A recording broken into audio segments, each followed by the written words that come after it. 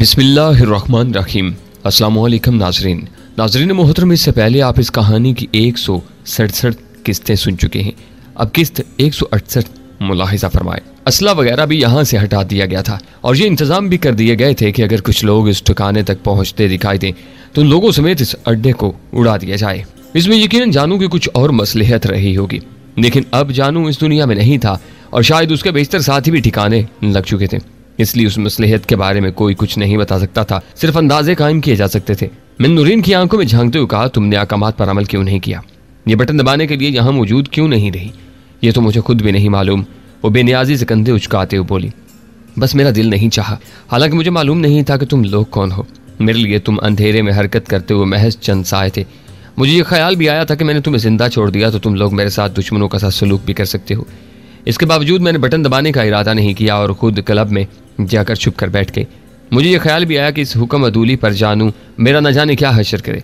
उसके बावजूद मैं अपने आप को बटन दबाने पर अमाता न कर सकी। जानू का तो अब अपना हशर बहुत ख़राब हो चुका है। मैंने उसे बता देने में कोई हर्ज न समझा। क्या हुआ उसे? नूरीन ने चौंकते हुए पूछा। कुछ नहीं, बस वो मर चुका है। मैंने सादगी से जवाब दिया, कुत्ते की मौत मर चुका है। जरताज ने गोया तो सी की। ओह! नूरीन ने होंठ सुकेड़ते हुए सीटी बजाई। इन इलाकों में दूर दूर तक रहने वालों के लिए ये इस साल की सबसे बड़ी खबर है। मेरा ख्याल है इसका पूरा गिरोह भी जहन्नम रसीद हो चुका है। मैंने कहा, मुझे अपने कानों पर यकीन नहीं आ रहा। नूरीन की मखमूर आंखें फैल गईं, लेकिन दूसरे लबे वो तुमानियत की गहरी सांस लेते हुए बोली, चलो अब कम अज कम मैं उसके अताब से तो बची रहूंगी। मैंने तुम लोगों को मरने से बचा लिया, लेकिन अब दिल ही दिल में डर भी रही हूँ कि ये नेकी मुझे महंगी पड़ेगी। जिंदगी में पहली बार इतनी बड़ी नेकी की थी। मेरी जिंदगी में तो छोटी मोटी नेकियों का गुजर भी कम ही रहा है। तुम्हारी ये नेकी रायगाह नहीं जाएगी, मैंने कहा, और आगे बढ़कर रेडियो नुमा आले का वह सुर्ख बटन दबा दिया जिसकी तरफ चंद लम्हे पहले नूरीन ने इशारा किया था। उस तरह अचानक किसी को भी मुझसे उस हरकत की तवक्को नहीं थी। एकदम जोरदार धमाका हुआ और जमीन लर्ज कर रह गई। धमाका चूंकि ज़ेरे ज़मीन हुआ था, इसलिए उसकी आवाज़ तो ऐसी नहीं थी कि कानों के पर्दे फटते महसूस होते, लेकिन उसकी धमक और गूंज इतनी थी कि बाहर खड़े हुए दो अफराद में से दो ऊंधे मुंह गिर पड़े। ये तुमने क्या किया? जरताज संभलते हुए बोली। क्या इस जगह का कोई और मुशर्रफ था आपके जहन में? मैंने मासूम बनते हुए पूछा। वो गोया लाजवाब सी होगी। मैंने कैबिन से निकल कर देखा, दरख्तों के दरमियान से उस तरह धुआं बुलंद होता दिखाई दे रहा था जैसे कोई छोटा मोटा आतिश फशां फटा हो। मैंने राइफल कंधे पर लटका कर गोया किसी छोटे मोटे काम से फारिग होकर हाथ झाड़ते हुए कहा, चलिए अब वापस चलते हैं। मैंने नूरीन को भी चलने का इशारा किया। मुझे साथ ले जाकर क्या करोगे? वो हिचकिचाते हुए बोली, तुम्हारा भी कोई ना कोई मुशर्रफ निकाल ही लेंगे। तुम चलो तो सही, मैंने जवाब दिया। वो गया बादल नख्वास्ता हमारे साथ होली। रास्ते में वो बोली, तुम लोग मुझे कहाँ ले जा रहे हो? जरताज नगर, मैंने जवाब दिया। अचानक वो चौंकी और जरताज की तरफ गोया एक नए जाविया निगाह से देखते हुए बोली, कहीं आप रईसानी जरताज तो नहीं हैं? जरताज तो कुछ ना बोली। उसकी तरफ से मैंने जवाब दिया, हाँ ये रईसानी जरताज ही हैं। तुम्हें यकीन नहीं आ रहा क्या? हाँ, मुझे वाकई यकीन नहीं आ रहा कि इतने बड़ी ज़मींदार ने खुद भी बंदूक उठाकर इस तरह मिट्टी और पसीने में लिथड़ी अपने दुश्मनों और डाकुओं से निपटने के लिए निकल सकती है। बेयकीनी उसके चेहरे से जाहिर थी। मैंने तो यही देखा है कि इस तरह के लोग साफ सुथरे उछले उछले कपड़े पहनकर अपने आलीशान ड्राइंग रूम्स में बैठकर अहकामात सादिर करना जानते हैं, और उनके अहकामात पर लोग एक दूसरे को जानवरों की तरह भंबोड़ते और एक दूसरे की बोटियां नोचते मर जाते हैं। जरताज अब भी खामोश थी। मैंने एक नज़र उसकी तरफ देखकर कहा, दुनिया में हर तरह के लोग पाए जाते हैं। फिर मैंने जरताज को मुखातिब करते हुए मौजू बदलने की कोशिश की। बाज़ काम कितने मुश्किल नजर आते हैं, लेकिन कितनी आसानी से हो जाते हैं। आज की रात गो के बहुत भारी गुजरी है, लेकिन कम अज़ कम मैंने सोचा भी नहीं था कि सर से इतने बड़े बड़े बोझ हट जाएंगे। जानू के ग्रोह का खात्मा भी हो जाएगा और उसका ये खतरनाक ठिकाना भी तबाह हो जाएगा। इमदाद गायबी इसी को कहते हैं, जरताज मध्यम से मुस्कुराहट के साथ बोली। उस वक्त तक हम लोग घने दरख्तों की उस पट्टी तक पहुंच चुके थे जो दायरे की सूरत में फैली हुई थी। उनके दरमियान से बदस्तूर धुआं उठता दिखाई दे रहा था। हम उस तरफ पहुंचे, उधर से उस दायरे में दाखिल होने का रास्ता बना हुआ था। उस रास्ते पर पहुंचकर हमने देखा दरख्तों के दरमियान खंडर का बेशतर हिस्सा अब तबाह हो चुका था। वहां एक बड़ा सा गड्ढा पड़ गया था जिससे धुआं और फड़फड़ाते हुए शोले बुलंद हो रहे थे। ऐसा मालूम होता था कि जमीन शक हो गई थी और ज़ेर ज़मीन कोई आतिश फशां फट गया है। गो कि ऊपर से ज़मीन ज़्यादा नहीं फटी थी और शोले भी ज़्यादा बुलंद नजर नहीं आ रहे थे, लेकिन तपश हम लोगों तक पहुंच रही थी। ज़मीन में पैदा होने वाले शिगाफ से बार बार कसीफ धुएं के मरगोले बाहर आने लगते थे और कभी कभी हल्की सी गड़गड़ाहट भी सुनाई दे रही थी। चंद लम्हे तक खामोशी से यह नज़ारा देखने के बाद हम लोग उस तरफ वापस चल दिए जिधर हम अपनी गाड़ियाँ छोड़कर आए थे। उस वक्त तक सुबह का उजाला फैल चुका था। अब वीराना भी खूबसूरत और पुरस्कून लग रहा था। कहीं कहीं झाड़ झंकाड़ और दरख्त नजर आ रहे थे, मगर उस वक्त वो भी निखरे निखरे दिखाई दे रहे थे। शायद हमारे अंदर का मौसम बदल चुका था। कम अज कम मैं उस वक्त खुद को बहुत हल्का फुल्का महसूस कर रहा था। रात भर की असाबी कशीदगी के बाद अब सुबह की ताज़ा हवा में सुकून की सांस लेने का मौका मिला था। हम सब ने राइफलें वगैरह कंधों पर लटका ली थीं। दूसरे लम्हे मुझे मालूम हुआ कि सुकून मेरी किस्मत में ज़्यादा देर के लिए नहीं था। परिंदा जहाँ एक लम्हे के लिए गाफिल होता है, अमूमन सयाद वहीं छुपा होता है। हम गाड़ियों के करीब पहुंचे ही थे कि एक खुरदरी सी आवाज़ सुनाई दी, हैंड्स अप। मैंने राइफल कंधे से उतारने के लिए तेजी से हाथ बढ़ाया ही था कि फायर की आवाज़ गूंजी और गोली मेरे बालों को छूती हुई गुजरी। दोनों गाड़ियों की अकब से गनों की नालें झांक रही थीं। हमने एक दूसरे की तरफ देखा और आहिस्तगी से हाथ उठा दिए। गाड़ियों के अकब से 2 मर्द और एक औरत निकल आई। पहली नज़र में तो औरत भी मर्द ही दिखाई दे रही थी। मैंने फौरन ही उसे पहचान लिया। वो जानू की बीवी थी, बल्कि बेवा सोनिया थी। लेकिन उस वक्त वो वेस्टर्न फिल्मों का कोई किरदार मालूम हो रही थी। मुझे याद पड़ रहा है कि इस तरह का कोई सीन मैंने किसी फिल्म में देखा था। पी कैप के नीचे उसके रेशमी तराशीदा बाल हवा के झोंकों के साथ हलकोरे ले रहे थे। उस वक्त शायद वो काफ़ी खूबसूरत और पुरकशिश नजर आती, लेकिन गैज़ो गज़ब से उसका चेहरा कुछ बिगड़ा हुआ सा था। 2 मर्द जो उसके साथ थे, उन पर नज़र डालते ही अंदाज़ा होता था कि वो डाकू थे। उसका मतलब था कि जानू के ग्रोह का मुकम्मल खात्मा नहीं हुआ था। अभी उसकी ना जाने कितनी निशानियां बाकी थीं। मैंने महसूस किया कि सोनिया को देखते ही नौरीन की रंगत सर्द पड़ गई थी। सोनिया भी खतरनाक नज़रों से उसकी तरफ देख रही थी। फिर वो दांत पीस कर बोली, गद्दार कहीं की, तुझे जो आर्डर मिला था तूने उस पर अमल नहीं किया और उनके साथ चलती। तेरा क्या ख्याल है, इनके साथ जाकर तुम मलका आलिया बन जाएगी? मैडम, मैंने तो हुक्म पर अमल किया था, लेकिन ये लोग बच गए। नूरिन ने हकलाते हुए झूठ बोलने की कोशिश की। बकवास मत करो सोनिया गर्जी, मैं इतनी बेवकूफ़ भी नहीं हूँ कि तुम लोगों के चेहरे देखकर झूठ सच का फ़र्क भी ना समझ सकूँ। दूसरे ही लम्हे धमाका हुआ और नूरिन ढेर हो गई। एक लम्हे के लिए मुझे यही महसूस हुआ जैसे किसी ने मेरे दिल पर गोली मार दी हो। मैंने सोचा भी नहीं था कि सोनिया गोली चलाने में इतनी तेज़ी दिखाएगी। उसने वेस्टर्न फिल्मों की हीरोइनों को भी मात कर दिया था। नूरिन ऊंधे मुँह गिरी थी और गिरते ही साख्त हो गई थी। उसके पुष्ट पर कंधे के नीचे सुराख नजर आ रहा था, जैसे खून उबल रहा था। गोली यकीनन उसके दिल से गुजर गई थी। मैंने उस पर झुकने की कोशिश की, लेकिन सोनिया खतरनाक अंदाज में पिस्तौल को हरकत देते हुए बोली, तुम बिल्कुल सीधे और साख्त खड़े रहो, वरना तुम्हारा भी यही अंजाम होगा। हालांकि तुम्हारे लिए मेरे दिल में नरम गोशा मौजूद है। गो मुझे ये भी मालूम हो चुका है कि मेरा शोहर और गिरोह के ज्यादातर लोग तुम्हारी वजह से मारे जा चुके हैं, लेकिन शायद मैं तुम्हें माफ़ कर दूं। शर्त सिर्फ यही है कि मेरे सामने हीरो बनने की कोशिश न करना। मैं साख्त हो चुका था, लेकिन उसे यकीनन अंदाज़ा नहीं था कि मेरे दिल में कैसा शोधा सा भड़क उठा था। नूरीन बिलाशुबा हमारी मोहसना थी। उसने मौका हासिल होते हुए भी हमारे हिलाकत का सामान नहीं किया था। हम जिस वक्त तहखाने में थे, हमें गुमान तक नहीं था कि महज एक बटन दबाने से हमारे परखचे भी उड़ सकते थे। न जाने उसकी किस सोच ने हमें दूसरी जिंदगी दी थी और उसे हमारे सामने किसी हकीर जानवर की तरह मार दिया गया था। यह हकीकत मेरे लिए नाकाबिले बर्दाश्त थी, लेकिन मैं अपने सीने में उमड़ते हुए गैज़ो गज़ब को दबाए बज़ाहिर बिल्कुल पुरसकून था। मैंने कुनकियों सरदार की तरफ देखा। उसका चेहरा बिल्कुल सपाट था और वो एक टुक सोनिया की तरफ देख रही थी। सोनिया के दोनों साथी डाकू ने हमें कवर किया हुआ था और वो पलक नहीं झपक रहे थे। सोनिया हकारत अमेज नजरों सरताज का सरतापा जायजा लेते हुए बोली, तुम यकीनन सरताज हो। मैंने तुम्हें देखा नहीं था, लेकिन जानू की जुबानी तुम्हारी बातें सुन सुनकर अंदाजा हो चुका था कि तुम कैसी औरत होगी। तुम्हारे इश्क में पागल था वो, तुम्हारे ही हाथों अंजाम को पहुंच गया। मैं अभी तक समझ नहीं सकी कि तुम क्या कहना चाहती हो। सरताज नहायत पुरस्कून लहजे में बोली, मैं ये कहना चाहती हूँ कि जानू को मारकर तुम ये मत समझ लेना कि तुम्हें इस इलाके में दुश्मनों से निजात मिल गई। सोनिया तुन लहजे में बोली, अब मैं तुम्हें पाकिस्तानी फूलन देवी बनकर दिखाऊंगी। लेकिन नहीं, तुम भला ये सब कुछ कैसे देख सकोगी? सबसे पहले तो मैं तुम्हें ही हिलाक करूंगी, अभी और इसी वक्त। सरताज बेसाख्ता हंस दी, लेकिन फौरन ही संजीदा होते हुए बोली, मैंने सुना था कि तुम खासी पढ़ी लिखी औरत हो, इसमें क्या शक है? सोनिया उसकी बात काटते हुए तेजी से बोली, इसके बावजूद तुमने इतने घटिया आइडियल बना रखे हैं। सरताज हकार से बोली, फूलन देवी बनना चाहती हो तुम, लानत है तुम पर। मेरी तवक्को के बरअक्स सोनिया ने लानत का ज्यादा बुरा नहीं मनाया। ताहम कशीदा से लहजे में बोली, तुम जैसे लोगों ने और तुम्हारी सोसाइटी ने इसके अलावा मेरे लिए रास्ता ही कौन सा छोड़ा है? सरताज ने मेरी तरफ देखा और एक तवील सांस ली।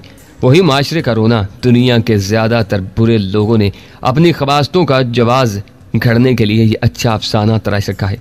बहुत कम लोगों को बुरा बनाने में मुआशरा या हालात का हाथ होता है, लेकिन अलांपने के लिए सबको यही राग मिल जाता है।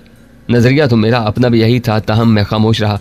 सोनिया पर सरताज की बात का कोई असर न हुआ। वो खुरदरे लहजे में बोली, बकवास बंद करो, अब तुम सब अपने अपने हथियार सामने फेंक दो।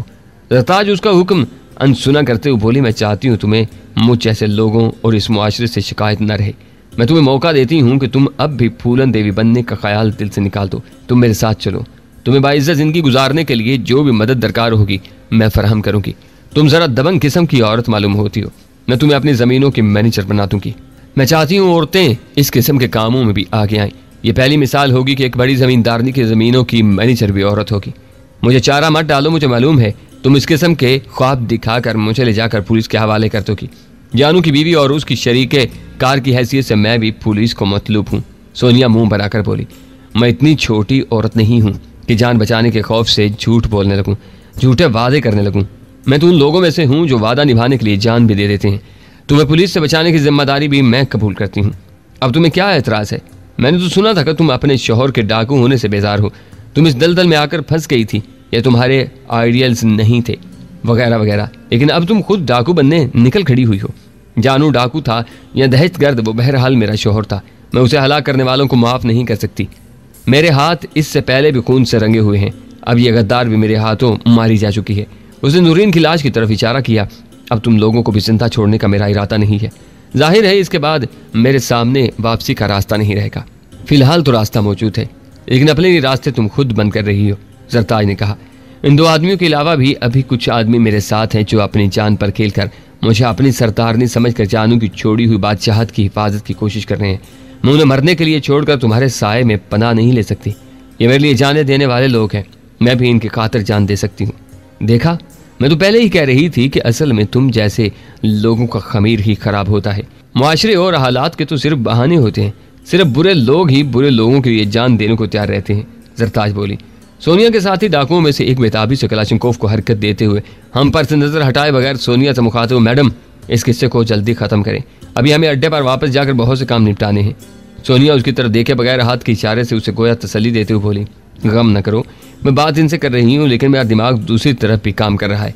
हमारा बड़ा नुकसान हुआ है। सारा नुकसान तो पूरा नहीं हो सकता, लेकिन अगर हम जरताज को ले चलें तो कुछ न कुछ नुकसान जरूर पूरा हो जाएगा। शायद ऐसे ही मौकों के लिए कहा गया है कि लालच बुरी बला है। सोनिया के जो अज़ाइम नजर आ रहे थे, अगर वो उन पर कायम रहती तो हमारी जानों को शदीद खतरा लाहक था। गन्ने अब भी हमारे कंधों से लटक रही थी, लेकिन जिस तरह सोनिया और उसके साथियों ने हमें कवर किया हुआ था और जिस तरह हम पर नजर रखी हुई थी, हमारे लिए गन्ने कंधों से उतारना, सीधी करना और फायर करना तकरीबन नामुमकिन नजर आ रहा था। यह मामूली सा काम एक तवील और पेचीदा अमल नजर आ रहा था। लेकिन अगर सोनिया सिर्फ जरताज को भी जिंदा ले जाने के चक्कर में पड़ गई थी तो हमारे लिए उम्मीद की कोई किरण नजर आने का इम्कान पैदा हो गया था। सोनिया की नजर जरताज पर ही मरकूज रही, लेकिन वो पिस्टल की खफीफ सी चुंबश से मेरी तरफ इशारा करते हुए बोले, अगर तुम ये आदमी मुझे दे दो तो मैं बाकी तुम्हें पाकिस्तानी फूलन देवी बन कर दिखा दूंगी। जरताज नगवारी से बोली, ये आदमी कोई ठेले पर रखा हुआ अमरूद नहीं है कि मैं उठा कर तुम्हें दे दूं। तुम इस आदमी से खुद ही क्यों नहीं पूछ लेती कि ये तुम्हारे साथ जाना चाहता है या नहीं, और तुम्हें फूलन देवी बनाने के अजीम कार्य खैर में तुम्हारा हाथ बटाना चाहता है या नहीं। मुझे लगता है ये तुम्हारे जादू में फंसा हुआ है, इसलिए तुमसे ही पूछ रही हूँ, सोनिया बोली। इसे जब मैंने पहली बार अपने अड्डे पर जानू के रूबरू देखा था और हमारे आदमियों ने इसे मारने पीटने की कोशिश में इसके हाथों मार खाई थी, उस वक्त ही न जाने क्यों मेरे दिल ने कह दिया था कि ये शख्स जानू और उसके गिरोह की तबाही का सबब बनेगा। उसके बावजूद तुम इसे साथ ले जाना चाहती हो। जरताज चुपते हुए लहजे में बोली, हाँ मेरे ख्याल में ये मन मौजी है, इसकी कोई मंजिल नहीं है। इसे अपना फायदा नजर आए या किसी तरफ इसका दिल पलट जाए तो ये किसी का भी साथी बन सकता है। उस उल्लू की पट्टी ने मेरे बारे में बहुत ही गलत अंदाजा कायम किया था, ताहम मैं खामोश ही रहा। कोई और मौका होता तो शायद मैं उसकी बातों से लुत्फ अंदोज होता। अचानक उसने बराह रास्त मेरी आंखों में झांका और दो टोक लहजे में बोली, मैं तुम्हें बच्चे खुचे गिरोह का सरदार और अपना मालिक मुख्तार तस्लीम कर सकती हूँ। तुमने जो कुछ भी किया वो सब माफ कर सकती हूँ। हमारी तरफ आ जाओ। जरताज बेशक एक दौलतमंद जमींदार नहीं है, लेकिन हमारे पास भी काफी दौलत मौजूद है। तुम मेरे साथ मिल जाओ तो हम इस गिरोह को शायद पहले से भी बड़ा कर लें, ज्यादा मजबूत, ज्यादा ताकतवर। जरताज के साथ रहकर तुम्हें क्या मिलेगा? अगर इसने तुमसे शादी भी कर ली होती तो तुम्हारी उम्र इसकी चूतियां सीधी करते ही गुजरती, और अब तो इसका भी कोई इम्कान नहीं, क्योंकि तुम्हारी जिंदगियां अब मेरे हाथ में है।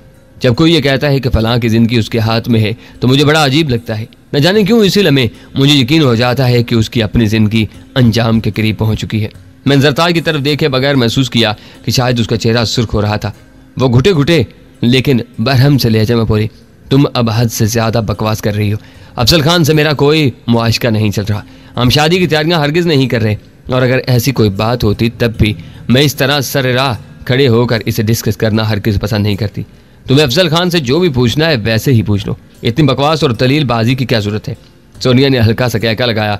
वो भी नशे की आदी थी, उस वक्त भी मुझे पिंक में लगती थी, लेकिन उसे अपने ऊपर खूब काबू था। ताहम नशे ने उसके जहन को मुतासर जरूर किया था। उसकी बातों में कुछ न कुछ सनकी पन की झलक जरूर थी। मैंने अपनी आंखों में दिलचस्पी की चमक पैदा करने की कोशिश की। गोया मैं दिल ही दिल में उसकी तजवीज़ पर गौर करने लगा था। सोनिया की नज़र अब मुझ पर थी। वो पिस्टल को खफीफ सी जुम्बश देते हुए बोली, क्या कहते हो? क्या इस किस्म की बातों का जवाब बंदूक की नोक पर लिया जाता है? मैंने इतनी देर में पहली बार जुबान खोली। मजबूरी है, फिलहाल तो तुम पर भरोसा नहीं किया जा सकता। सोनिया ने कंधे उचकाए, लेकिन मैंने महसूस किया कि उसके चेहरे पर वहशत दरिंदगी काफ़ी हद कम हो चुकी थी। अगर अब भरोसा करना मुश्किल है तो फिर आगे चलकर भी मुश्किल ही होगा। मैंने गोया बात ख़त्म करने की कोशिश की, लेकिन अब वो बात ख़त्म करना नहीं चाहती थी। उसने यकीनन मेरी आंखों में दिलचस्पी की चमक देख ली थी। खैर, हम देखेंगे इस सिलसिले में क्या हो सकता है। फिलहाल तो तुम सब अपनी अपनी गन्ने अपने सामने ज़रा दूर फेंक दो। सोनिया ने शाहाना अंदाज में हुक्म दिया। मुझे अंदाज़ा हो गया था कि अब वो कम अज़ कम मुझे और जरताज को जिंदा साथ ले जाने के लिए जहनी तौर पर तैयार हो चुकी थी। मैं चाहता तो उसकी पेशकश कबूल करने का ड्रामा रचा सकता था और उनके खुफिया अड्डे तक पहुंचकर उसके बचे कुछ गिरोह का भी खात्मा करने की कोई तदबीर कर सकता था, लेकिन मैं अब किसी लंबे चक्कर में पड़ने के लिए तैयार नहीं था। मैं इस इलाके में कुछ ज़्यादा ही उलझता जा रहा था। मैं तो शायद कई दिन पहले यहाँ से निकल जाता, लेकिन हालात अजीब से अजीब तर रुख इख्तियार किए जा रहे थे। अब इन हालात में मजीद उलझना नहीं चाहता था। मैंने फैसला कर लिया था कि मुझे जो कुछ भी करना था फौरी तौर पर करना था। जरताज से गोया मेरा कुछ जहनी राब्ता सा था।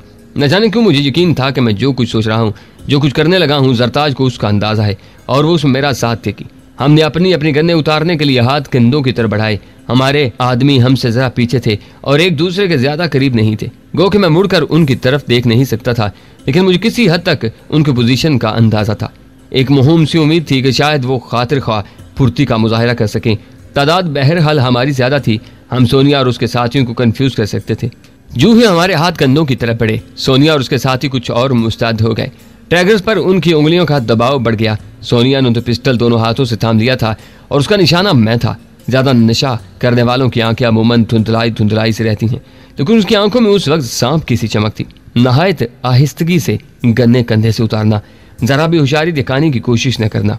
ये तुम्हारी जिंदगी और मौत का सवाल है, सोनिया ने खबरदार किया। कंधों से गन्ने उतारने तक हमने उनके हदायत पर अमल किया, यानी हाथों को नहायत आहिस्तगी से हरकत दी।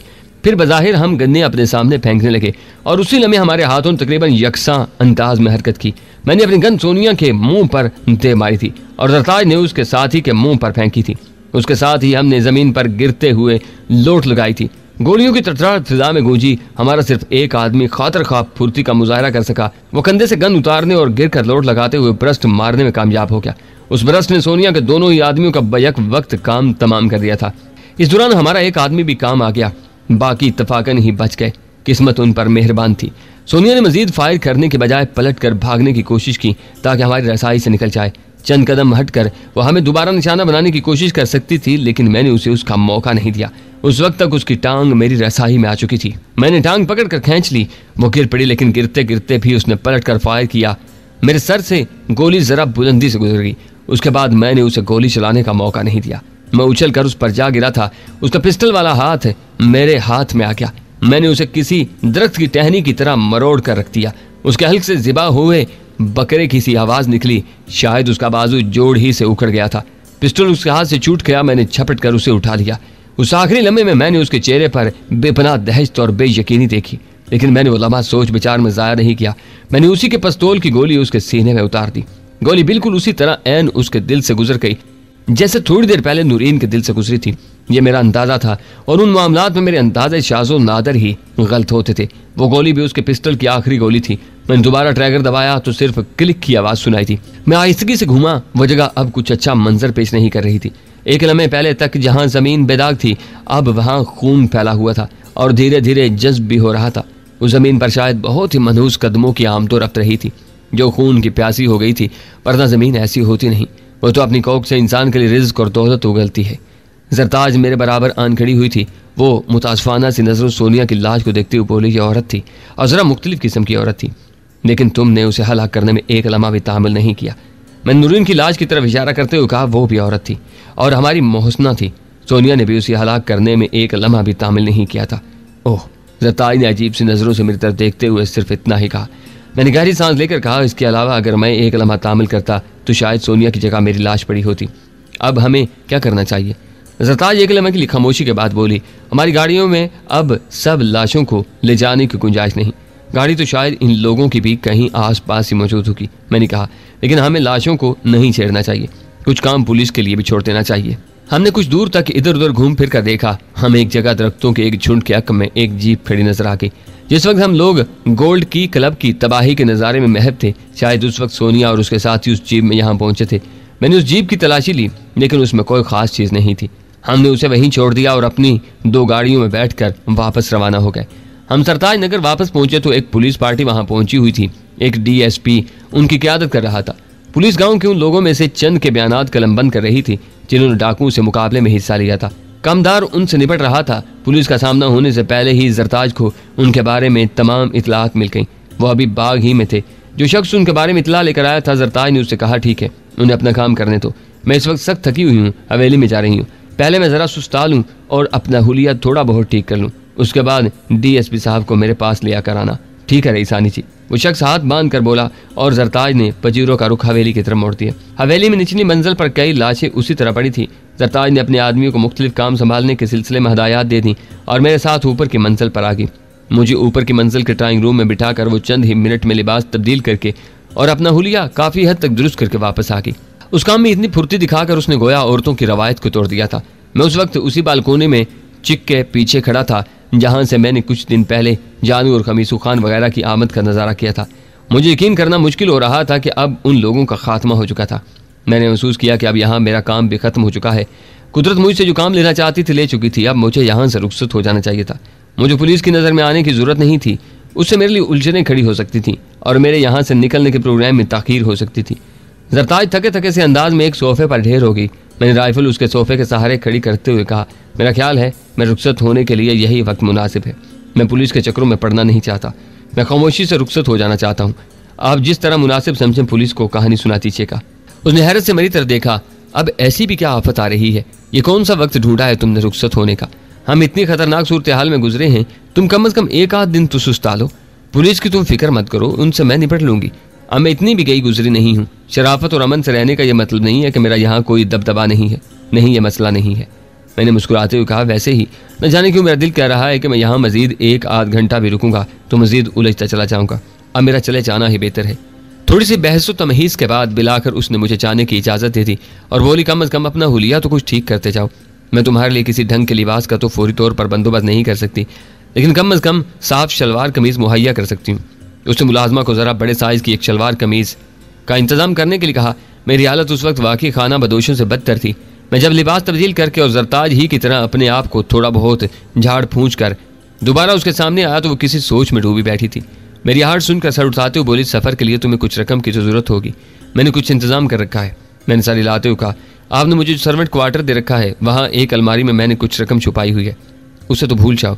जरताज वसूख से बोली, तुम्हें याद नहीं अब्दुल जो वहाँ तुम्हारा खाना वगैरह पकाता था, गद्दार था, जानू का एजेंट था। जब वो और जानू वगैरह हवेली में घुसे थे तो वो खुद अपने मुंह से कह रहा था कि वो तुम्हारे कमरे की अच्छी तरह तलाशी ले चुके थे। जब डाकू बहुत अच्छी तरह तलाशी ले चुके हों तो तुम्हें वहाँ रकम महफूज रह जाने की उम्मीद नहीं रखनी चाहिए। उसकी बात माकूल थी। मैं तजब्जब के से आलम में खड़ा रह गया। वो उठी और मुलहका कमरे में चली गई। चंद लम्हे बाद वो वापस आई और नोटों की एक गड्डी मेरी तरफ बढ़ाते हुए बोली, ये रख लो, घर में इस वक्त ज़्यादा कैश नहीं है, तुम आज का दिन रुकते तो जितनी रकम का चाहते बंदोबस्त हो सकता था। वो बड़े नोटों की सरबमोहर गड्डी थी। 1 लाख रुपया था। मैंने आंखें फैलाते हुए कहा, आप इसे कम समझ रही हैं, मेरे लिए तो ये बहुत ज़्यादा है। मैं इतनी रकम का क्या करूँगा? मुझे कौन सा जहाज़ से सफ़र करना है और 5 स्टार होटलों में ठहरना है। मैं तो आजकल सही मानों में अवामी ज़िंदगी गुजार रहा हूँ और लुत्फ़अंदोज़ हो रहा हूँ। मुझे तो 5-10 हज़ार रुपया दे दीजिए, मेरे लिए बहुत होगा। काफ़ी दिन ऐशो इशरत से गुजर जाएंगे। मजाक मत करो, मुझे मालूम है ये रकम तुम्हारे लिए नहायत मामूली है, लेकिन तुम इसे बोझ समझ कर कबूल नहीं कर रहे। खुदा के लिए इसे बोझ मत समझो। तुम्हें मालूम नहीं कि तुम खुद मुझ पर कितने बड़े एहसानात का बोझ छोड़ कर जा रहे हो। वो संजीदगी से बोली, मैंने अगर कोई अच्छा काम किया है तो उसे खुद पर एहसान मत समझे। ये सब कुछ बस खुद ब खुद होता चला गया। जहाँ तक रकम का ताल्लुक है तो इन दिनों मेरे लिए बड़ी से बड़ी रकम भी हकीर सी होकर रह गई है। मैं जिन हालात से गुजर रहा हूँ उनमें कई बार मुझे एहसास हुआ कि बाज़ औक़ात नोटों की गड्डियाँ इंसान के लिए रद्दी कागज़ के पुर्जों से ज़्यादा अहमियत नहीं रखती। मैंने कहा, ताम उसके इसरार पर मुझे वो गड्डी अपनी बास्केट की जेब में रखना पड़ी। मैंने मुलाजमा की ज़ुबानी पैगाम भिजवा दिया है। जरताज बोली, हवेली के बाहर ड्राइवर आ चुका होगा, वो पजीरों में तुम्हें बस अड्डे तक ले जाएगा। बस से तुम डेहर की चले जाना और वहाँ से कराची जाने के लिए कोई भी ट्रेन पकड़ लेना। मैं आपकी अनायत को हमेशा याद रखूँगा। मैंने कहा, फिर कब मुलाकात होने की उम्मीद रखी जाए? उसने मुंह फेरते हुए पूछा। मैंने उसके लहजे में अफसुर्दगी की झलक महसूस की थी। जिंदगी रही तो मुलाकात की उम्मीद रहती ही है। मैंने कहा, उसने शिकवा नहीं किया कि मैंने उसे अपना कोई एड्रेस नहीं दिया था, उसने मांगा भी नहीं था। उधर अनाथ ही और इधर एक बेवजह सी एहतियात। मैं नीचे आ गया। अभी तक गेट पर गार्ड्स अपनी ड्यूटी पर वापस नहीं आ सके थे और गेट खुला ही था। मैं हवेली की बालकोनी के नीचे से निकलकर बरामदे की सीढ़ियां उतरकर गेट की तरफ बढ़ा। अभी मैं 2-3 कदम ही आगे बढ़ा था कि एक बावर्दी पुलिस वाला हिचकिचाहट अमेज से अंदाज में अंदर दाखिल हुआ। किसी तरफ से एक मुलाजमा उसे रोकने के लिए आगे बढ़ी, लेकिन उसी लम्हे उसकी नजर मुझ पर पड़ गई। एक लम्हे के लिए हम दोनों साथ रह गए। उसने मुझे और मैंने उसे पहचान लिया। वो इंस्पेक्टर रहीम गुल था और हवेली की तरफ गालबन तनहा ही आया था। नहायत फुर्ती से उसने रिवाल्वर निकालकर मुझ पर तान लिया।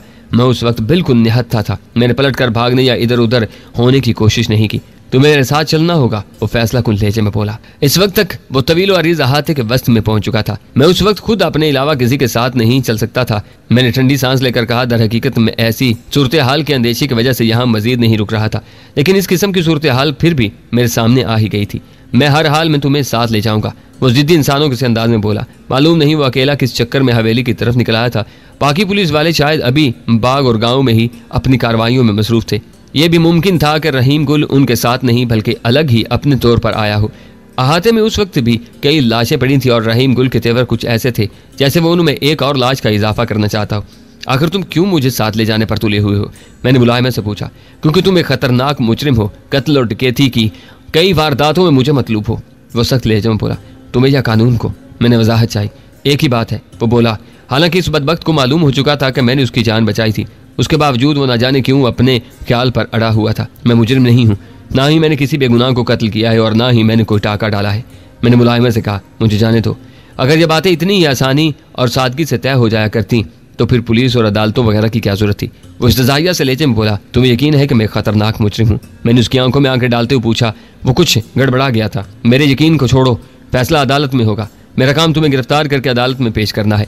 वाक़याती और ज़ाहिरी शहादतें तुम्हारे खिलाफ हैं, वो तेज से बोला। बाज़ औक़ात इंसान की आंखें उसे धोखा देती हैं और तुम भी बहरहाल एक इंसान हो। मैंने कहा, कुछ वक्त ज़रूर लगेगा, लेकिन हक़ाइक़ बहरहाल तुम्हारे इल्म में आ जाएंगे। फिलहाल मुझे जाने दो, मैं यहाँ उलझना नहीं चाहता। मैंने चलने के लिए कदम बढ़ाया। मेरी नज़र उसकी उस उंगली पर जमी हुई थी जो ट्रैगर पर थी। ट्रैगर पर उसकी उंगली का दबाव खतरनाक हद तक बढ़ गया। अचानक एक फायर हुआ। मुझे झटका सा लगा, लेकिन फिर एहसास हुआ कि गोली मुझे नहीं लगी थी। फायर रहीम गुल ने नहीं किया था, बल्कि उसके हाथ से तो रिवाल्वर निकलकर दूर जा गिरा था। मैंने गर्दन घुमाकर देखा, बालकोनी की चिक उठी हुई थी। जरताज राइफल ये बालकोनी में खड़ी थी। मैं दिल ही दिल में उसके निशाने की दाद दिए बगैर नहीं रह सका। रहीम गुल कभी अपनी खाली हाथ की तरफ और कभी जरताज की तरफ देख रहा था। हैरत की बात थी कि उसका हाथ जख्मी नहीं हुआ था। उसे जाने दो रहीम गुल, जरताज बुलंद लेकिन पुरस्कून आवाज में बोली। ये तुम्हारा मतलूबा आदमी नहीं है, इसने तो उल्टा तुम्हारी जान बचाई थी। ये एहसार का कैदी है। इसने बड़े अफसानवी अंदाज में किसी के लिए एहसार करने की कोशिश की थी और तुम्हारी नजर में मुजरिम बन गया। मैं तुम्हें उसकी पूरी कहानी सुना दूंगी, लेकिन फिलहाल इसे जाने दो। कहानियां बाद में सुनी जाती रहेंगी और उनकी हकीकत का भी पता चल जाएगा, लेकिन फिलहाल मैं इसको गिरफ्तार किए बगैर नहीं रह सकता। रहीम गुल बुलंद आवाज में बोला। वो अपनी जिद पर कायम था। उससे जो कुछ कहा जा रहा था, अगर वो किसी हद तक उसकी सदाकत का कायल था, तब भी कार्रवाई पर वो अपनी मर्जी के मुताबिक ही करना चाहता था। मालूम नहीं वो किसे मुतमिन करना चाहता था, कानून को, अपनी अना को, या अपनी शकी तबीयत को। उसे खामखा अपनी अना का मसला मत बनाओ रहीम गुल। मेरा मेहमान जाना चाहता है तो उसे जाने दो। ये तो तुम पुलिस वालों पर भी बहुत से एहसानात करके जा रहा है। तुम्हारे हिस्से का बहुत सा काम निपटा कर जा रहा है, जो शायद तुम जैसे बहुत से ऑफिसर मिलकर जिंदगी भर में न कर सकें। जरताज जज्बात में आकर ऐसी बात कर गई थी जो मेरे ख्याल में गैर जरूरी ही थी। रहीम गुल चौंका। उसे यकीनन ये तो मालूम हो ही चुका था कि गुज़िश्ता रात जरताज नगर में कैसी खूनरेजी हुई थी। जरताज नगर वालों की खुशकिस्मती थी कि खून डाकुओं का बहा था। अगर डाकू अपनी हिकमत अमली में कामयाब हो जाते तो सूरत हाल उसके बिल्कुल उलट होती। गांव वालों का तो सिर्फ जानी ही नहीं, माली नुकसान भी बेअंदाजा होता। न जाने कितने घरों को आग लगती और क्या कुछ उजड़ता। रहीम गुल सर को खफीफ सी हरकत देते हुए बोला। इस सूरत हाल में तो इस शख्स का यहाँ रुकना और भी जरूरी है। हमें इसे बहुत कुछ पूछना होगा। तुम्हें जो कुछ पूछना होगा वो मुझसे पूछ लेना, मैं जवाब दूंगी। उसके बाद मुझे भी पुलिस के महकमे से बहुत से सवाल करने हैं। हो सके तो तुम भी उनके जवाब देने की कोशिश करना, जरताज बोली। मैंने एक कदम आगे बढ़ाया। रहीम गुल ने बाजू फैलाकर मेरा रास्ता रोक लिया। जरताज ने दूसरा फायर किया। उसकी टोपी दूर जा गिरी। जरताज सर्द लहजे में बोली, मैं इस टोपी की तौहीन नहीं चाहती थी, लेकिन तुम मुझे मजबूर कर रहे हो। दूसरी गोली इससे 1 इंच नीचे भी आ सकती है। रहीम गुल अपनी जगह साख्त हो गया, लेकिन उसी बेखौफी लहजे में बोला, आप सरकारी काम में मुदाखलत और पुलिस ऑफिसर पर कातलाना हमले की मुर्तकिब हो रही हैं। रईसानी, आपको इसके बदले कानून का सामना करना होगा। मैं अपनी नर्म मिजाजी को बलाए ताक रखने पर मजबूर हो गई हूँ। इंस्पेक्टर, अब मैं भी तैयार हूँ और तुम भी ये देखने के लिए तैयार रहो कि किसको किन नताइज का सामना करना पड़ता है। जरताज के लहजे में पहली बार मैंने फुलाद की सी सख्ती महसूस की। फिर वो मुझसे मुखातिब हुई, तुम जाओ अफजल खान, मैं और रहीम गुल एक दूसरे से निपटते रहेंगे। रहीम गुल कदम बढ़ाते हुए बोला, रईसानी आप चाहे मुझे गोली मार दे, मैं खाली हाथ इस शख्स को रोकने की कोशिश करूंगा। तुम अफजल खान को रोकोगे? सरताज ने इस्तजाइया से लहजे में कहा, यह तुम्हारे बस की बात नहीं है रहीम गुल। ये बिल्कुल ऐसा है जैसे कोई बच्चा किसी बिखरे हुए हाथी का रास्ता रोकने की कोशिश करे। अगर तुम्हें रास्ता रोकने का इतना ही शौक है तो उन डाकुओं और दहशतगर्दों का रास्ता रोका होता जिन्होंने पिछली रात जरताज नगर पर धावा बोला था। अगर मुझे बर वक्त इत्तला मिल जाती तो मैं उनका रास्ता रोकने की कोशिश भी जरूर करता। रहीम गुल ने पुरवकार लहजे में कहा, फिर मेरी तरफ इशारा करते हुए बोला, मैं इसको भी डाकू ही समझकर इसका रास्ता रोक रहा हूँ। मुझे तुम में और आम से पुलिस वालों में कोई फर्क नजर नहीं आ रहा। सरताज ने मुतासफाना से लहजे में कहा। रहीम गुल को नहीं मालूम था कि 2 ग्रांडियल अफराद उसके सर पर पहुंच चुके थे। वो दबे कदमों आगे बढ़े और गालबन जरताज का इशारा पाकर उन्होंने अचानक रहीम गुल को दबोच दिया। उन्होंने रहीम गुल के दोनों बाजू और गर्दन काबू में कर ली। वो घुटी घुटी सी आवाज में चीखता रहा और अपने मुवक्किफ को सही साबित करने की कोशिश करता रहा। मैंने पलट कर इशारे से जरताज का शुक्रिया अदा किया और रहीम गुल को बड़े प्यार से खुदा हाफिज कहकर निकल आया। मुझे उम्मीद थी कि जरताज उससे अच्छी तरह निपट लेगी। वो अपनी ताकत इस्तेमाल करने पर उतर आई थी। अब उसके लिए उस किस्म के मसाइल की कोई अहमियत नहीं रही थी।